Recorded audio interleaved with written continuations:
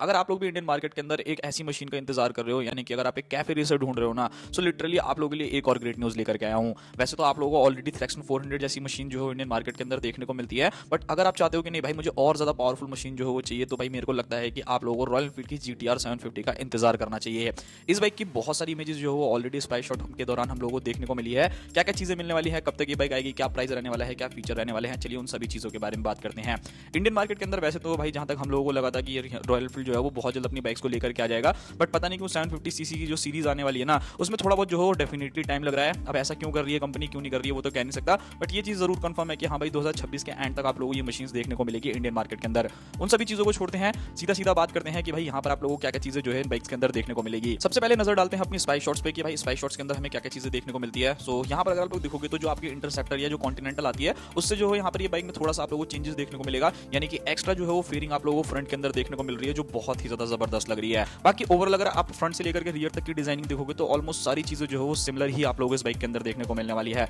बात करते हैं इस बाइक के अंदर आने वाले इंजन के बारे में। सो यहाँ पर आपको ये जो इंजन है ना 750 सीसी का, ये 3 बाइक्स के अंदर शेयर होता हुआ देखने को मिलेगा, चाहे वो आप लोगों की कॉन्टिनेंटल हो, इंटरसेप्टर हो या फिर हिमालयन 750 ही क्यों ना हो, सभी के अंदर आपको मोस्टली जो है यही इंजन देखने को मिलने वाला है इन बाइक्स के अंदर। 750 सीसी का पैरेलल ट्विन इंजन आपको मिलेगा विद 6 स्पीड गियर बॉक्स, जो कि लगभग आपको 50 से 55 bhp तक का मैक्सिमम पावर जो है वो जनरेट करके देने वाला है, एंड 52 से लेकर के 58 न्यूटन मीटर तक का टॉर्क जो है वो जनरेट करके देगी ये बाइक। सो यहाँ पर जो पावर है ना वो लिटरली भाई बहुत ही ज्यादा नेक्स्ट लेवल देखने को मिल रही है, जो मुझे लगता है कि काफी ज्यादा मजेदार रहने वाली है। फीचर वाइज अगर मैं बात करूँ तो इस बाइक के अंदर अगर आप लोग देखोगे तो काफी अच्छे अच्छे फीचर जो है वो आप लोगों को मिल जाएंगे। पहले के रॉयल एनफील्ड की जितनी भी बाइक्स आया करती थी उनमें तो भाई मतलब फ्यूल गेज भी नहीं देखने को मिला करता था, बट अब तो खैर कंपनी ने बहुत ज्यादा इंप्रूव कर लिया है, बहुत सारी चीजें जो है वो अच्छी आप लोगों को प्रोवाइड करती है। सबसे पहले इस बाइक के अंदर आपको एडजस्टेबल जो है वो लिवर्स देखने को मिलने वाले हैं, स्विचेबल एबीएस, यानी कि अगर आप लोगों को अपने रियर एबीएस को अगर आपको ऑफ करना है तो वो सारी चीजें यहाँ पर आपको मिलने वाली हैं। ट्रैक्शन कंट्रोल हो गया, डुअल एग्जॉस्ट सेटअप हो गया, dual channel ABS, riding modes, and इसके अंदर आपको टीएफटी डिस्प्ले ना देख करेंगे। यहाँ पर आपको टीएफटी डिस्प्ले में जो है अभी थोड़ा सा कंफ्यूजन है कि भाई यहाँ पर टीएफटी डिस्प्ले आपको मिलेगी या फिर जो सिंगल मीटर देखने को मिलेगा, वो तो आने वाले टाइम में ही पता चलेगा। हो सकता है एनालॉग भी जो है ऑफर कर दे ताकि थोड़ा सा क्लासीनेस जो है बरकरार रहे इस बाइक का। बाकी ऑल एलईडी सेटअप जो है मिलने के काफी चांसेस हैं। फ्रंट में जो आप लोगों को आज के टाइम वाली जो हेडलाइट्स देखने को मिल रही है ना रॉयल एनफील्ड में,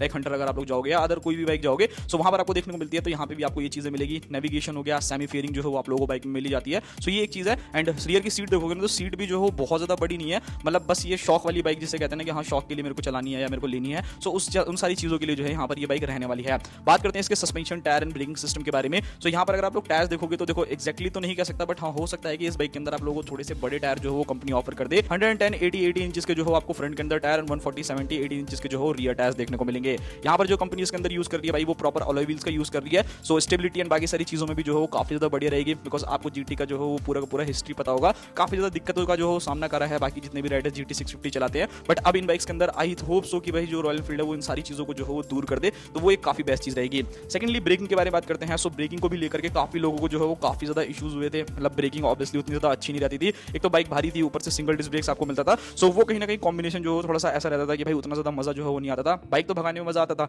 बट ब्रेकिंग में जो है फीडबैक नहीं मिलता था। बट यहाँ पर कंपनी ने क्या किया है कि 310 mm के जो है डुअल डिस्क आपको फ्रंट में ऑफर कर रही है। आई थिंक बाइबर के ब्रेक कैलिपर जो है वो आप लोगों को देखने को मिल रहे हैं, या फिर और भी एडवांस हो सकते हैं, तो वो एक और ज्यादा बेहतरीन चीज हो जाएगी इस बाइक के साथ। तो फ्रंट में आपको डुअल डिस्क मिलेगा एंड रियर में अगर आप लोग जाओगे तो वहां पर आपको सिंगल डिस्क ब्रेक्स देखने को मिलेंगे। उसी इन्हीं सारी चीजों के साथ साथ अगर मैं सस्पेंशन के बारे में बात करूं तो फ्रंट के अंदर आपको प्रॉपर जो है टेलीस्कोपिक सस्पेंशन मिल रहे हैं, एंड रियर में अगर आप लोग जाओगे तो प्रीलोड जो है वो ट्विन शॉक एब्जॉर्बर्स देखने को मिलेंगे, एंड ये न्यू सस्पेंशन का सेटअप रहने वाला है इस बाइक में, ताकि आपको कंफर्ट भी जो हो थोड़ा बहुत ज्यादा देखने को मिले। नाउ अब बात करते हैं इस बाइक की प्राइसिंग के बारे में, कंपटीशन के बारे में, एंड एक्चुअल में ये बाइक आखिर लॉन्च कब हो रही है। तो सबसे पहली चीज भाई ये देखो 750 सीसी की बाइक है, तो कम से कम 5 लाख रुपए तो मान करके चलना, इससे कम तो प्राइसिंग आप लोगों को नहीं देखने को मिलेगी इंडियन मार्केट के अंदर। अगर मैं कंपटीशन के बारे में बात करूं तो एक्चुअल में ऐसा कुछ खास कंपटीशन जो है वो आप लोगों को देखने को नहीं मिलने वाला। अगर मैं GT 750 के बारे में बात करूं एंड प्राइस रेंज के हिसाब से अगर कंपटीशन किया जाए, ट्रैम की जो थ्रेक्शन 400 आई है उसी से जो है इस बाइक का कंपटीशन हो सकता है, बाकी एक आधी बाइक जो रहेंगी उनसे इसका कंपटीशन होने वाला है। बात करते हैं लॉन्च डेट के बारे में कि कब ये बाइक जो है इंडियन मार्केट के अंदर आ रही है। सो इस बाइक को अगर आप लोग देखोगे तो भाई इस बाइक का जो लॉन्च डेट है वो 2026 के एंड तक या फिर 2027 की स्टार्टिंग तक ही देखने को मिलेगा।